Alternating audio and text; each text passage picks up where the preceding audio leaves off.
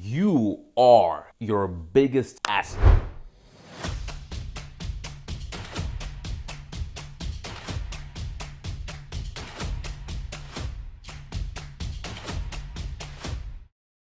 You understand what an asset is? Robert Kiyosaki said it well. An asset is something that brings in money. A liability is something that takes away money. Actually, what would be a liability? Liability would be probably your friends. Do your friends even bring you money? Have you ever received money from a friend? That might sound weird the way I say it, but let's talk about business, for example. Have you ever done business with a friend, or you interacted business-wise with a friend and it resulted in you seeing more money inside of your bank account? Yes or no? Answer is probably no. So your friends are a liability. You probably even lose time hanging out around with them. Friends are a liability. What else could be a liability? You know, just in general, some guys think like, oh yeah, let me, for example, buy a house for me, myself. That was like big in the past. Let me buy a house. That's also massive liability because it's taking away money from your pockets because you have to pay a mortgage. You have to pay monthly payments, which effectively makes it a liability. If you want to do it in a real way, in a correct way, you do it real estate, you borrow money from the bank, boom, boom, boom, you do it all that. But there's many liabilities that guys have nowadays. A lot of liabilities that waste money and time in their lives. So that's why you have to make yourself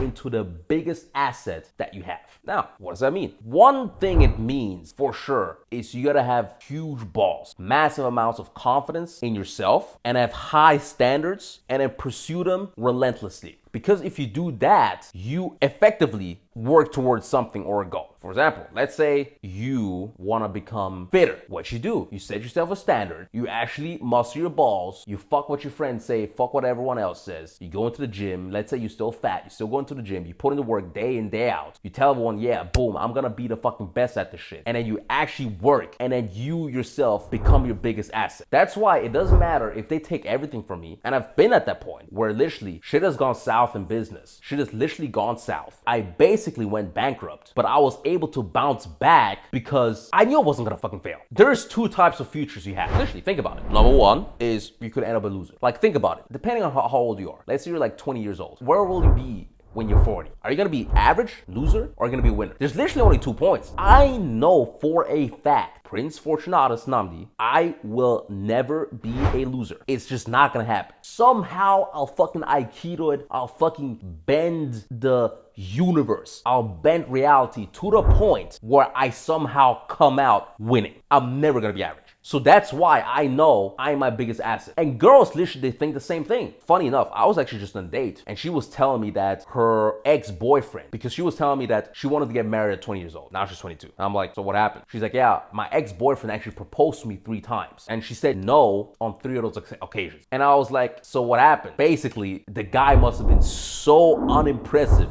that you literally thought about him. You were like, should I marry this guy? Is he gonna be like great for me and for my future? And you literally decided no. And she's like, yeah, like, it's just they had a lot of fights and he was kind of aggressive and shit like that. But basically, he was not a great asset. But you have to make yourself into your biggest asset. People need to look at you in your eyes and they need to see that fire, that magnetism. And it's an aura, guys. It's an aura. Everyone told me, I mean, a lot of people told me, but specifically my friends told me before I actually made any huge money, they were like, yeah, you're gonna be rich, Prince. Because they just knew, they just saw it. The perseverance, the way I was talking, my goals, my mindset. That's how you gotta be. People need to look at you and be like, this guy's an asset. I don't even know how it can help us right now. I just wanna have him on the team. He's gonna be an asset. And you gotta know first that you're your own asset. And a lot of guys, they just fail at this basic tenet. They look in the mirror, they see nothing impressive, they're scared, they don't have big goals, they don't have a good mindset, they don't actually apply themselves. And that's why they know they ain't shit. Before you ever achieve anything in life, and to be honest, I don't like saying this because I used to say that all of this is like, you know, this hocus pocus self-improvement bullshit, which it kind of is, I'm not gonna lie. But also the reason I was